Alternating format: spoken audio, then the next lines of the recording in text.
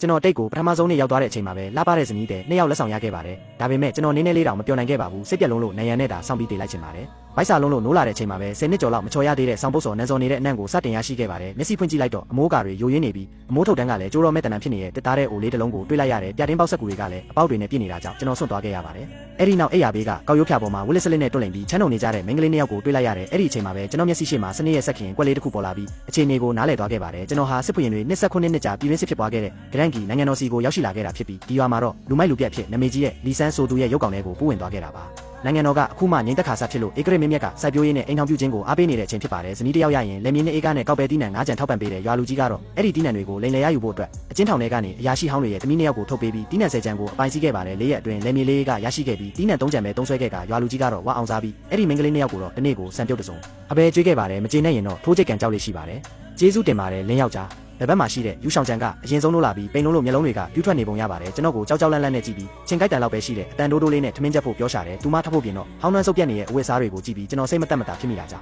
့်တော်ပြီမင်းတို့နားနားနေကြပါလို့အမှတ်မတင်ပြောလိုက်မိတယ်ကျွန်တော်ပြောပြီးတာနဲ့သူမကလန့်သွားပြီးညာဘက်မှာရှိတဲ့ဘိုင်းရွှေအားကလည်းနိုးလာပါတယ်သူမကအသက်15နှစ်လောက်ပဲရှိဦးမှာဖြစ်ပြီးကြောက်လန့်နေတဲ့ရုံသူငယ်လေးလိုယူဆောင်ချန်ရဲ့နောက်ွယ်မှာပုံွယ်ရင်အင်ဂျီဆောက်ကိုဆွဲကဘာဖြစ်လို့လဲဟင်လို့တိုးတိုးလေးမေးရှာတယ်ကျွန်တော်ဘာမှမပြောရသေးခင်မှာပဲသူတို့နှစ်ယောက်ရဲ့စိတ်ကူးတွေကကြောက်ရွံ့နေတဲ့အတန်တွေကိုကျွန်တော်စိတ်ထဲမှာကြားလိုက်ရပါတယ်သူကျမတို့ကိုထက်ရိုက်တော့မှလားမသိဘူးကြောပြင်ကနာနေတော့မဲကျမတို့ကိုမရိုက်ပါနဲ့နော်ကျွန်တော်တန်ကြာအောင်ဆွတ်သွားခဲ့ရတယ်ကျွန်တော်သူတို့ရဲ့စိတ်ကြံကိုကြားနိုင်နေပြီဖြစ်ပါတယ်ခန္ဓာကိုယ်ပိုင်ရှင်ဟောင်းက၄ရက်အတွင်းလုပ်ခဲ့တဲ့မကောင်းမှုတွေအားလုံးကိုအခုတော့ကျွန်တော်ခံရတော့မှာပါသူတို့နှစ်ယောက်ကတုံလုံးချောက်ချပြီးစိတ်တန်ရာရနေကြပါပြီအခုအချိန်မှာကျွန်တော်နူးနူးညံ့ညံ့စကားပြောရင်ပိုလန့်သွားမှာစိုးရိမ်တာကြောင့်ဒေါသထွက်ချင်အောင်ဆောင်ပြီးအော်ဟောက်လိုက်ပါတယ်မင်းတို့ကအိယာပေါ်မတက်ပဲအိတ်နေလို့ငါ့ကိုရိုက်ခံချင်နေကြတာလားကြောက်လန့်နေတဲ့မိန်းကလေးနှစ်ယောက်ဟာချက်ချင်းပဲထိုင်ချလိုက်ပြီးသွားချိတ်ကအပြင်ဘက်အဝတ်စားတွေကိုချွတ်လိုက်ကြပါတယ်အဲ့ဒီအခါသူတို့ရဲ့ကြောပြင်ပေါ်ကညီရဲပြီးညိုမဲနေတဲ့ဒဏ်ရာတွေကိုတွေးလိုက်ရတယ်ဒီဒဏ်ရာတွေအားလုံးကခနာကိုပိုင်ရှင်ဟောင်းရဲ့လက်ချက်တွေပါဒါကိုမြင်လိုက်ရတော့ကျွန်တော်ရဲ့နားထင်တွေတွေးတိုးပြီးတိတ်ခုန်လာခဲ့ပါတယ်ဒီကောင်ကဘလို့တိရစ္ဆာန်မျိုးလဲဒီလောက်ငယ်ရွယ်ရဲ့မိန်းကလေးနှစ်ယောက်ကိုဘလို့တောင်ရဲရဲဆက်ဆက်နှိမ့်ဆက်နိုင်ရတာလဲကျွန်တော်ဆက်မကြည့်ရတာကြောင့်လှည့်ထွက်ပြီးအပြင်ကန်းထဲကိုပဲဝင်လာခဲ့လိုက်တယ်အပြင်ကိုကြည့်လိုက်တော့ပိုပြီးခေါင်းကိုက်သွားရပါတယ်မိဖို့ကလည်းတဝက်ပြိုကျနေပြီးတန်တဲ့အိုးကလည်းမေးခိုင်ပိုးတက်လို့မတက်တန်ချေတက်နေပါတယ်ရေစီကလည်းအကွဲပြီးရေတွေယိုစိမ့်နေတဲ့တအိမ်လုံးမှာဘာပိုင်ဆိုင်မှုမှမရှိတော့ပါပဲမြောက်ပိုင်းရဲ့စောင်းဦးနောက်ပိုင်းကလာဖြစ်တာကြောင့်နောက်နှစ်လဆိုရင်စောင်းရင်းရောက်တော့မှာပါဒီလိုပျက်စီးနေတဲ့အိမ်အိုကြီးနဲ့စားစရာမရှိတဲ့ဘဝမှာကျွန်တော်တို့၃ယောက်လုံးအေးခဲ့ပြီးတည်သွားနိုင်ပါတယ်ခန္ဓာကိုယ်ပိုင်ရှင်ဟောင်းရဲ့ရှက်စရာကောင်းတဲ့ရာဇဝင်ကိုပြန်နှွေးမိတယ်သူကစားစရာရဖို့အတွက်နေ့တိုင်းနေရန်ပေါ်ကနေရွာထဲကစူပြိုးတဲ့မူဆိုးမကြီးကိုချောင်းကြည့်လေးရှိပြီးအဆုံးတက်မှာတော့သူ့ရဲ့ယောက်ျားပီတတ်တဲ့စွမ်းဆောင်ရည်တွေပါပျက်စီးသွားခဲ့ရတယ်အဲ့ဒီဒေါသတွေကိုဇနီးသည်နှစ်ယောက်ပေါ်မှာပဲနေ့တိုင်းပုံချပြီးရိုက်နှက်ခဲ့တာဖြစ်ပါတယ်ကျွန်တော်ကိုယ်တိုင်လည်းသူ့အတွက်ရှက်မိပါတယ်ညီးတွားနေလို့လည်းဘာမှထူးမှာမဟုတ်ဘူးဘွားကတော့16ရောက်ဦးမှာပဲခန္ဓာကိုယ်ပိုင်ရှင်ဟောင်းရဲ့အဖေချန်ထားခဲ့တဲ့လေးနဲ့ဓာတ်ကိုယူပြီးကန်ဆန်းဖို့အတွက်နောက်ဖေးတောင်ပေါ်ကိုထွက်ခဲ့ဖို့ပြင်ဆင်လိုက်ပါတယ်အခုလိုချမ်းရတဲ့အချိန်မှာစိုက်ပျိုးလို့မရတာကြောင့်အမဲလိုက်ပြီးစားစရာရှာရမှာပါကျွန်တော်ရေဘူးကိုလွှဲပြီးထွက်လာခဲ့တယ်ကျွန်တော်ထွက်သွားတဲ့အတန်ကိုကြားတော့မှအိမ်ထဲကမိန်းကလေးနှစ်ယောက်ကတိုးတိုးလေးစကားပြောရဲကြပါ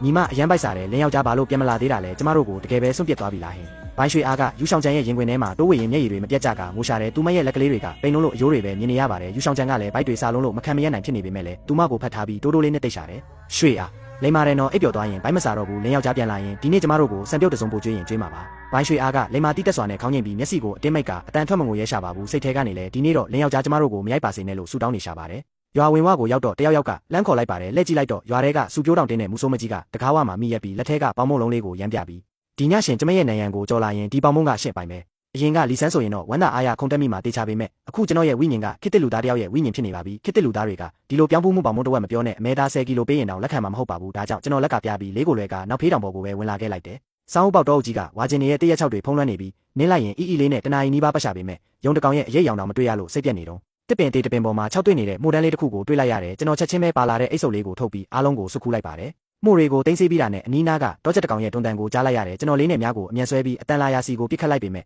့မြားကတောချက်ရဲ့အမီးကိုပဲပဆွဲသွားပြီးတောချက်ကတောင်ပန်ခက်ကပြန်တန်းလွတ်မြောက်သွားခဲ့ပါတယ်နတ်မျောတတဖြစ်နေတဲ့အချိန်မှာပဲစာသားတစ်ကြောင်းပေါ်လာပါတယ်ကျွန်တော်စနေရဲ့ဆက်ခင်ကိုဖွင့်ကြည့်လိုက်တော့အမဲလိုက်ချင်းကျွမ်းကျင်မှုသူများကနေတမတ်တိုးလာတာကိုတွေ့ရတယ်ဒါဆိုတကယ်အမဲလိုက်ရင်ဒီကျွမ်းကျင်မှုကတိုးတက်လာမှာပေါ့ကျွန်တော်ချက်ချင်းစိတ်အားတက်ကြွသွားခဲ့ပါတယ်တောင်ပေါ်ကိုပို့ပြီးနက်နက်ရှိုင်းရှိုင်းဝင်လာခဲ့ပြီးမှု6အိတ်တဝက်လောက်ရခဲ့တယ်လို့လင်းစည်းမှုအသေးလေးတစ်ပွင့်ကိုလည်းတွေ့ခဲ့ပါတယ်ညနေဆောင်ထိပတ်ရှာဖွေပြီးနောက်ဘိုက်ကလည်းအရန်စာလာခဲ့ပြီးပြန်ဖို့ပြင်နေတော့မှာပဲဒေါ်ချက်နှစ်ကောင်အပြိုင်ဆိုင်တပုတ်နေကြတာကိုတွေ့လိုက်ရတဲ့အသေးလေးဖြစ်နေကြပုံပါပဲကျွန်တော်အတန်မထွက်ပဲအနားကိုတိုးသွားပြီးလေးနဲ့ချိန်ရွယ်လိုက်ပါတယ်ဒီတစ်ခါတော့လေးအိုကြီးရဲ့လွဲချော်မှုကိုတွက်ချက်ပြီးထောင်းကိုအသေးချာချိန်ကြီးကပြစ်ခတ်လိုက်ရာညကကြက်တကောင်ရဲ့လေပင်ကိုတက်တက်မှန်သွားခဲ့ပါတယ်ကျွန်တော်ဝမ်းသာအားရခုံမိမတက်ဖြစ်သွားပြီးဒေါ်ချက်ကိုကောက်ယူကရွာဘက်ကိုပြေးပြန်ခဲ့ပါတယ်အိမ်ထဲမဝင်ခင်မှာပဲအထက်ကမိန်းကလေးနှစ်ယောက်ရဲ့တိုးတိုးလေးစကားပြောတန်ကိုကြားလိုက်ရပြန်တယ်